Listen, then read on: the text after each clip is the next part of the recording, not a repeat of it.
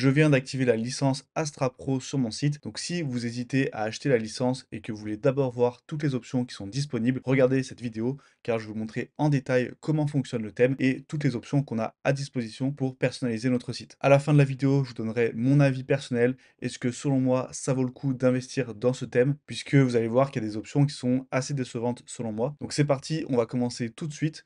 On se retrouve du coup dans l'extension Astra Pro. Et la première chose à faire, ça va être de venir activer les modules Pro, puisque par défaut, ils ne sont pas activés.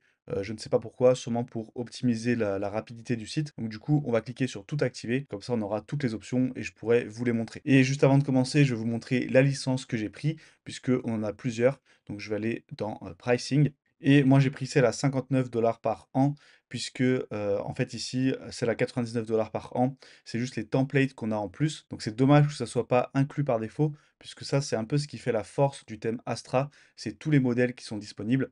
Mais si vous voulez avoir accès à ça, eh bien, vous voyez que vous allez devoir payer 99 $ par an, ce qui est, je trouve, assez cher pour un thème WordPress. Et avec cette licence, on a également deux plugins qui sont inclus gratuitement. Et on verra par la suite que ces plugins sont plutôt utiles pour utiliser ce qu'ils appellent le Site Builder. Donc je vous expliquerai tout un peu plus tard dans la vidéo. On va retourner sur mon site et on va aller dans les options du thème. Pour cela, soit je peux aller ici dans personnaliser, soit je peux aller dans apparence personnalisée comme pour n'importe quel thème.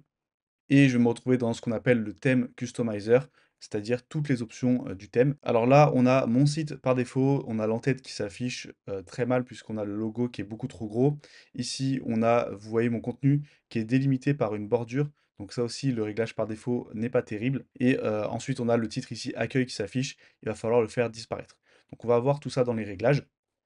Du coup, je vais aller dans Global, ici dans Typographie, et déjà, on va pouvoir créer des pré-réglages de police qui vont s'appliquer pas sur nos pages qui ont été créées avec un constructeur de pages comme Elementor, mais sur toutes les polices qui sont gérées directement par le thème. Par exemple, si je vais dans la section blog, qu'ensuite je clique sur un article de blog, ici, ouais, qu'on a le titre principal, donc c'est le titre H1, et on va pouvoir modifier sa police. Et vous allez pouvoir modifier la police, enfin les tailles de police pour les différents niveaux de titres. Si je clique par exemple ici sur le titre H1, je peux choisir la famille de police. Donc hériter, ça veut dire que ça va reprendre la famille qu'on a choisie ici.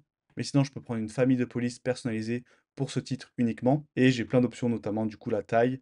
Est-ce que je mets tout en majuscule, tout en minuscule ou capitalisé? Et la graisse de police pour savoir si la police va être plus ou moins épaisse. Ensuite, si je fais retour, j'ai pareil pour les couleurs, je vais pouvoir choisir la charte graphique par défaut. Ça va être tous les éléments comme ceci qui sont gérés par le thème. Vous voyez les liens, les boutons et la couleur d'arrière-plan ici dans le blog. Donc soit je peux choisir une palette qui a déjà été générée par Astra, soit je peux venir individuellement modifier toutes les couleurs. Si je prends accentuation, par exemple, que je passe en rouge, que je descends un petit peu, vous voyez que mon bouton est passé du coup en rouge. Après, j'ai pareil pour les liens. Je peux ici modifier tous les titres d'un coup, la couleur, ou bien individuellement pour les titres. Le texte du corps, donc c'est les paragraphes. Ensuite, les bordures, l'arrière-plan du site. Donc là, ça peut être intéressant dans le blog. Si on veut pas qu'il y ait cette mise en forme comme ça encadrée, eh bien, je peux venir modifier l'arrière-plan du site et passer tout simplement en blanc pour que ça fasse comme ceci, une mise en forme plus uniforme. Et moi, je préfère comme ça. Ça fait un aspect plus minimaliste, ça évite de surcharger la page. Et accentuation, je vais repasser sur la couleur par défaut qui était le bleu. Ensuite, si je clique sur le petit crayon dans palette globale, et bien là, je peux choisir des palettes différentes. Donc, vous voyez que par défaut, c'est une palette de bleu, mais on a du violet, du rouge, du vert, un peu toutes les couleurs primaires. Et ensuite, une fois que vous avez choisi une couleur primaire, vous allez avoir des déclinaisons qui seront proposées. Je vais faire retour. Ensuite, conteneur, c'est pas forcément très intéressant, ça va être la largeur du contenu, mais en fait, pour que ça s'applique vraiment, il va falloir le gérer individuellement. Donc on verra juste après où sont les options. Mais si vous voulez, vous pouvez en bas modifier la largeur par défaut du conteneur et du conteneur étroit. On verra juste après à quoi ça correspond. Je vais remonter, je vais aller dans boutons, et là on peut gérer les boutons qui sont générés par le thème. Donc encore une fois sur le blog, vous voyez que ici j'ai un bouton qui est généré, et bien si je clique, hop, je vais pouvoir changer son apparence et mettre comme je le souhaite. Ensuite, on peut changer la couleur du texte, d'arrière-plan, de bordure. Donc ça, bon, c'est des réglages plutôt basiques. Je vais faire retour, retour, et ensuite, on va passer à la construction de l'entête. Donc hop, c'est cette section ici. Du coup, hop, je vais dans en-tête. Et ça, c'est plutôt un point fort du thème, je trouve, que le constructeur d'en-tête est plutôt bien fait et intuitif. En fait, ici, on retrouve les différents éléments. Donc là, hop, je vais remonter pour qu'on voit bien. Ici, on voit du coup que j'ai mon logo et à droite, mon menu principal. Mais si je veux, je peux ajouter des nouveaux éléments, que ce soit à côté ici, au milieu ou bien à gauche. Et je peux également ajouter des éléments au-dessus ou en dessous. La première chose qu'on va faire, c'est réduire la taille de mon logo parce que là, c'est beaucoup trop grand. Du coup, je vais cliquer sur titre du site. Là, j'ai mon logo qui apparaît et je peux venir réduire la largeur. Hop, on va mettre comme ceci. Et titre du site, vous voyez que par défaut, ça m'affiche formation, mais moi, je ne veux pas afficher le titre du site, donc je vais le retirer. Ou bien j'aurais pu désactiver la visibilité du titre sur tous les appareils comme ceci. Ensuite, si je vais tout en bas, j'ai le favicon. Donc ça, c'est l'icône qui va s'afficher dans les onglets du navigateur. Donc là, vous voyez pas parce que c'est rogné. Hop, je vais retourner dans les réglages du titre, du site et logo. Et dans Design, on peut changer un petit peu les couleurs. Mais en fait, si vous importez une image, il n'y a pas d'intérêt. Et c'est si vous laissez le titre, par exemple, que vous pouvez modifier la couleur. Mais je pense que personne ne laisse le titre. Tout le monde met uniquement une image comme logo. On va faire retour. Ensuite, on a le menu principal à droite, donc je peux aller dans les réglages. Et ici, ce qui va être intéressant, c'est toutes les options de design. Du coup, si je vais dans design, je peux mettre un style au survol, par exemple souligné. Et bon là, ça s'est pas activé, je ne sais pas pourquoi. Mais normalement, quand on survole, du coup, c'est censé souligner l'élément. Donc peut-être que c'est un petit bug si je vais voir le site. Voilà, si je vais voir mon site, vous voyez que hop, j'ai l'effet de soulignement qui apparaît. Et j'ai d'autres effets que je vous laisserai tester. Moi, je vais en mettre aucun pour l'instant.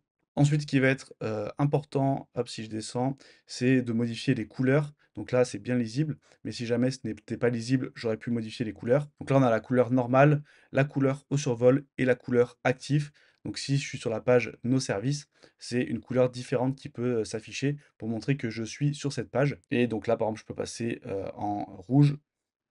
Et ouais, quand je survole, du coup, que ça passe en rouge. Moi, je vais repasser sur la couleur par défaut. Pareil, si vous avez des sous-menus, vous pouvez modifier les couleurs. On va descendre un petit peu et ici, vous allez pouvoir modifier également la taille de police. Donc là, hop, si j'augmente un petit peu, bon là, c'est un peu trop gros peut-être. Et voilà, on peut modifier comme ceci au pixel près, comme on le souhaite. Et maintenant, imaginons qu'on veut rajouter d'autres éléments dans notre menu, et bien, enfin dans notre en-tête. J'ai juste à cliquer sur le petit plus, et là, je vais sélectionner par exemple bouton. Et ici, vous voyez que ça m'ajoute un bouton à droite. Donc là, je vais pouvoir maintenant le modifier. Je peux modifier le texte, donc par exemple, obtenir un devis. Ici, je peux mettre le lien que je souhaite. Si je veux, je peux l'ouvrir dans un nouvel onglet. Et dans Design, je vais pouvoir modifier la couleur et la police pour que ça s'adapte à ma charte graphique. Et quand on a plusieurs éléments dans le menu comme ceci, eh bien, je peux très simplement les réorganiser si je veux que le bouton soit avant, par exemple. Et parmi les éléments qu'on peut ajouter, eh bien, on a le compte ici pour pouvoir se connecter. Ensuite, on peut ajouter du code HTML. Donc là, c'est pour quelque chose d'un peu plus avancé. Un icône de recherche ou même des widgets WordPress. Mais bon, là, je vois pas trop l'intérêt. Ensuite, je peux, si je veux, créer une barre supérieure pour afficher des informations supplémentaires. Donc là, par exemple, au milieu, je vais pouvoir mettre du texte. Donc là, je sélectionne HTML1. Je vais venir ici sélectionner et je peux ajouter mon texte ici. Donc par exemple, mettre mes horaires d'ouverture. Je pourrais également mettre des informations de contact ou tout ce qui me paraît important comme information et que je veux que le visiteur ait accès directement. Ensuite, dans Design, eh bien, je vais pouvoir changer encore une fois les couleurs et les polices. Et si je fais retour et que je veux supprimer la petite barre grise en bas ou ici, ce que je fais, c'est que je vais dans les réglages ici de la section, dans Design et taille de la bordure inférieure, je mets 0 pixel par exemple. Et pareil ici, hop, dans Design, taille de la bordure inférieure, je mets 0 pixel. Et comme ça, j'ai quelque chose de plus clean. Mais bon, là, on va mettre une petite séparation entre le pré-en-tête et l'en-tête. Pareil, je peux également modifier la couleur d'arrière-plan. Donc là, par exemple, je peux mettre un bleu comme ceci pour faire une distinction entre mon pré-en-tête et mon en-tête. Et si je retourne ici dans mon en-tête principale, ou avec la hauteur, je vais pouvoir également la modifier si je le souhaite, soit l'augmenter, soit la diminuer au minimum. Et là, ça va s'adapter selon le contenu. Je vais faire retour et une option intéressante qui est disponible uniquement dans la version Pro, c'est ici l'entête fixe, donc Sticky Header en anglais, c'est comme ça souvent qu'on l'appelle. Et ici, je vais pouvoir sélectionner ce que je veux rendre sticky, donc qui va être épinglé lorsque je vais défiler. Soit je vais tout sélectionner, soit je vais sélectionner uniquement ce qui est vraiment important, c'est-à-dire l'entête. Donc je prends Primary Header. Ici, j'ai activé l'effet de rétrécissement, comme ça, quand je défile, mon en-tête, vous voyez qu'il prend le moins de place possible, mais j'ai quand même les différentes pages qui sont facilement accessibles et mon appel à l'action principale qui reste bien visible. Donc ça, c'est une option très intéressante que je vous conseille d'activer. Ensuite, on a ici masquer lors du défilement vers le bas. Donc en fait, si je coche ça, Vous voyez que quand je descends, l'en-tête ne s'affiche pas. C'est seulement quand je vais chercher à remonter que là, l'en-tête va s'afficher. Du coup, ça, c'est parfait parce qu'on a une très bonne lisibilité et une très bonne zone d'affichage lorsque je descends et que je lis du contenu. Mais par contre, quand je remonte, c'est sûrement que je cherche à changer de page. Et du coup, là, directement, on a l'en-tête qui apparaît. Du coup, on va laisser activer comme ceci. Je vais faire retour. Et encore une fois, retour. Ensuite, on a le type de publication et c'est donc là qu'on va pouvoir modifier la largeur du contenu sur notre page d'accueil. Pour cela, je vais dans la section page individuelle et ici, je peux passer en pleine largeur et j'ai enfin mon design qui s'affiche correctement, mon design créé avec Elementor qui s'affiche sur toute la largeur. Maintenant, le seul petit bémol, c'est ce titre ici qui s'affiche. Eh bien, on va pouvoir également le retirer très facilement dans page zone de titre. Je peux le désactiver sur la page d'accueil. Donc, soit vous pouvez le désactiver partout en le décochant ici, page zone de titre, soit juste sur la page d'accueil, puisque généralement sur les autres pages, on veut laisser le titre géré par le thème. C'est surtout sur la page d'accueil où on va créer une grande bannière comme ceci. Donc là, je désactive sur la page d'accueil. Et si je décide de le laisser activer, eh bien, je vais pouvoir modifier un petit peu sa mise en forme, notamment pour les autres pages, ça peut être intéressant. Là, par exemple, je peux passer sous forme de bannière. Et si je mets une bannière comme ceci dans Design, je vais pouvoir modifier la hauteur de la bannière, la couleur d'arrière-plan, et je peux même mettre une image si je le souhaite d'arrière-plan au lieu de mettre une couleur. Et dans Général, je peux également afficher d'autres éléments, par exemple le fil d'Ariane, pour que l'utilisateur retrouve facilement où il est sur le site. Ça va afficher en fait la hiérarchie du site. Mais moi, je vais désactiver cette section et laisser uniquement mon design avec Elementor pour que ça fasse plus propre. Ensuite, hop, je vais faire retour. Et on peut également modifier la disposition du blog. Donc là, je vais aller sur mon blog. Ici, vous voyez que j'ai mes articles par défaut qui s'affichent comme ceci. Mais si je vais dans blog archive, que je descends un petit peu, et bien ici, je peux avoir un affichage sous forme de liste, par exemple. Voilà, comme ceci. Ou un affichage couvrir que moi, j'aime pas trop. Voilà. Mais le mieux, c'est grille. Ensuite, on peut choisir le nombre de publications par page, donc combien d'articles vont s'afficher, et le nombre de colonnes. Là, si j'augmente, bah, on va en afficher 4 par ligne. Voilà, comme ceci. Mais bon, 3, je pense que ça permet d'avoir une meilleure lisibilité. Ensuite, si je descends un petit peu, je peux activer le Reveal Effect. Ça met une petite animation quand on arrive sur la page blog qui est assez sympa. Voilà, comme ceci. Et si je descends encore un petit peu, là, je peux décider ce qui va s'afficher. Donc, vous voyez qu'on a l'image mise en avant qui est ici, la catégorie, le titre, les métadonnées et un extrait. Moi, je vais afficher un bouton Lire la suite et je vais désactiver par contre les métadonnées ici qui sont pas très importantes selon moi. Et pareil, la catégorie, je pourrais venir la désactiver également. Le but, c'est d'avoir un affichage minimaliste. Voilà, comme ceci. Ensuite, si je clique sur la petite flèche, là, le read post, ben, je peux le traduire en lire la suite. Et si je veux, je peux le mettre sous forme de bouton. Mais bon, là, je trouve que ça surcharge un petit peu la mise en page. Vous voyez que ça met si vous avez beaucoup d'articles, il va y avoir des boutons partout, c'est pas terrible. Je trouve que sous forme de lien, c'est un peu plus propre. Ensuite, dernier petit détail, vous voyez que là, mon image, on voit qu'elle a un peu déformé, le texte apparaît bizarrement, pareil pour le logo WordPress. C'est parce que le ratio de l'image a été modifié. Du coup, dans Image mise en avant, si je déroule les options, soit je peux définir un ratio que moi je veux, mais sinon je peux mettre mon ratio d'origine. Et du coup, si toutes vos images, quand vous les importez, ont la même taille, ça va faire un affichage propre comme ceci. Et vous pouvez également modifier l'effet au survol. Soit vous mettez aucun effet, soit au lieu de zoomer, vous mettez un zoom arrière. Et du coup là, ça va faire comme ceci. Moi, je vais laisser sur zoomer.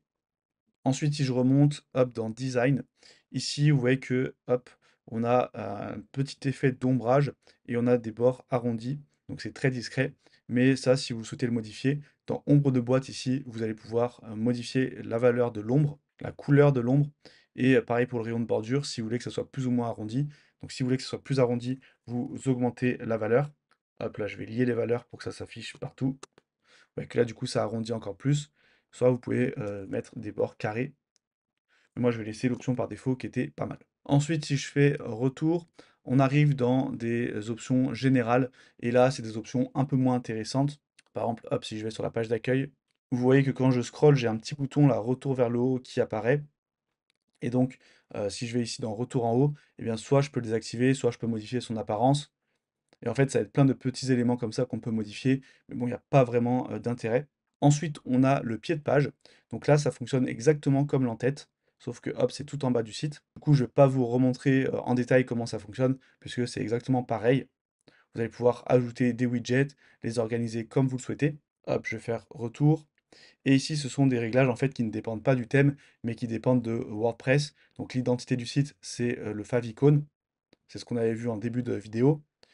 Ensuite, on a les menus ici qu'on peut créer. Réglage de la page d'accueil pour afficher une page statique au lieu d'afficher les derniers articles de blog comme page d'accueil. Et enfin, ici pour ajouter du code CSS. Donc pour ce qui est des réglages du thème, c'est plutôt complet, mais c'est normal puisqu'on a investi dans la version pro. Sachez que la plupart des réglages qu'on a vus dans cette vidéo, eh bien en fait, vous pouvez les retrouver gratuitement avec le thème OCNWP, qui est un thème que je recommande. Selon moi, c'est le meilleur thème gratuit sur WordPress, celui avec le plus d'options de personnalisation. La seule chose que vous n'allez pas retrouver dans la version gratuite d'OCNWP, c'est le sticky header. Donc quand on remonte comme ceci, d'avoir l'entête épinglée. Et pour ajouter un bouton comme ça dans l'entête, c'est faisable, mais pas autant facilement qu'avec Astra Pro. C'est notamment quelque chose que j'explique dans mon programme WordPress Mastery, où je vous montre en détail comment créer un site de A à Z. Si jamais ça vous intéresse, je vous mets le lien dans la description. Mais sinon, de pouvoir rajouter une petite barre supérieure comme ça, c'est faisable également. Pareil pour la mise en page du blog. En fait, par défaut, sur Astra en version gratuite, on n'a quasiment aucune option. Mais les différentes options qu'on a en version pro, on les a gratuitement sur OCNWP. Donc vous pouvez avoir un affichage comme ceci et il y a même certaines options en plus dans OCNWP gratuitement. Je vais vous montrer de suite de quoi je parle. Là, si je fais fermer et que je vais sur ma page d'accueil, je fais ici modifier la page. Vous voyez que si je clique sur le petit A ici, en fait, on a les réglages d'Astra qui apparaissent et du coup, je vais pouvoir modifier certains réglages uniquement pour cette page en particulier, pas pour toutes les pages du site. Donc notamment la largeur du contenu, si je veux activer ou pas une colonne latérale, et désactiver certains éléments, notamment l'entête, le pied de page. Donc c'est pas mal, mais avec OCNWP, on a beaucoup plus d'options. Par exemple, je peux désactiver uniquement le titre ou mettre un menu différent en fonction de la page. En fait, ici, on va avoir plein de réglages individuels qu'on peut gérer manuellement pour chacune des pages. Et un autre élément très important de la version pro d'Astra, c'est ce qu'ils appellent le site builder, c'est de pouvoir créer de zéro des modèles de pages qui sont gérés par le thème. Par exemple, le modèle pour tous les articles de blog, ou bien pour les pages archives, c'est-à-dire les pages qui vont lister les articles de blog, les pages catégories. Du coup, si je vais dans Astra Site Builder, ici, en fait, je peux construire mon en-tête, mon footer et des modèles de pages du thème en partant de zéro. Donc, ce qui va être différent par rapport à ce qu'on a fait tout à l'heure pour construire l'entête, par exemple, c'est que tout à l'heure, on avait quand même quelques limites. On avait une structure de base et on ne pouvait pas trop y déroger. Là, vous allez vraiment le construire de zéro. Mais le problème avec ça, si vous créez ici un modèle, c'est que par défaut, ce n'est pas compatible avec Elementor. Donc là, moi, si je mets par exemple en tête, je vais pouvoir construire avec des blocs comme ceci et pouvoir construire mon en-tête. Mais pour que ça fonctionne bien, en fait, il faut installer ce plugin supplémentaire, Spectra. Et si vous voulez le faire avec Elementor, il faut installer le plugin Ultimate Add-on for Elementor. Et en fait, c'est les plugins qu'on retrouve ici. Donc Spectra Pro et Ultimate Elementor Add-ons. Donc si vous prenez la licence à 59 $, en fait, vous allez vous retrouver limité dans le site builder puisque vous n'aurez pas assez de plugins. Et en version gratuite, ces plugins, ils existent, mais je ne sais pas s'ils sont assez complets pour pouvoir construire un en-tête, un pied de page ou d'autres éléments de notre site. Et je trouve ça vraiment dommage de l'avoir mis en supplément, puisque le fait de pouvoir personnaliser notre site de zéro, c'est quelque chose d'indispensable lorsqu'on prend un thème premium. Et là, avec la licence de base, ce n'est pas vraiment inclus, ou alors on sera très limité. C'est pour ça que personnellement, je ne recommande pas forcément de passer par Astra Pro, puisque là, on n'a pas vu non plus la partie e-commerce, mais les designs par défaut pour l'e-commerce, je trouve qu'ils sont beaucoup moins beaux et beaucoup moins modernes qu'avec OCNWP. Vous l'aurez compris, moi je vous recommande de passer par un thème gratuit. D'ailleurs, si vous voulez voir en détail comment fonctionne OCNWP, je vous affiche une vidéo juste au-dessus où je vous montre toutes les options de personnalisation. Et selon moi, de payer 59 ou 99 $ par an pour Astra Pro, ça ne vaut pas vraiment le coup. Et si jamais vous voulez quand même prendre Astra Pro, que vous êtes convaincu par le thème, je vous ai mis également un lien en description pour directement accéder à la page du thème et pouvoir vous procurer la licence.